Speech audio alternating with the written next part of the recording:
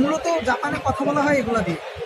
আর এগুলো হচ্ছে মানে মনে করেন আমরা যখন ফরেনাররা যখন ওনাদের নাম বা কোনো কিছু লিখে তখন এই শব্দগুলো ব্যবহার করে।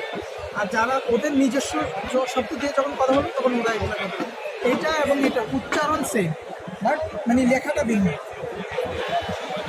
বুঝছি, এইগুলো তাদের আমাদের এগুলো শিখলে আপনি পড়তে পারবেন, বলতে পারবেন, সব করতে পারবেন।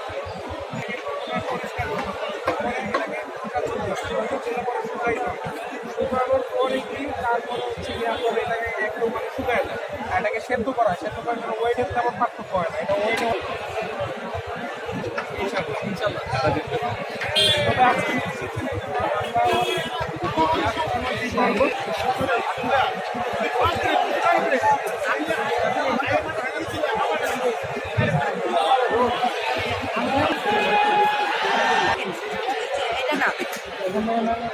প্যারাডক্সিক্যাল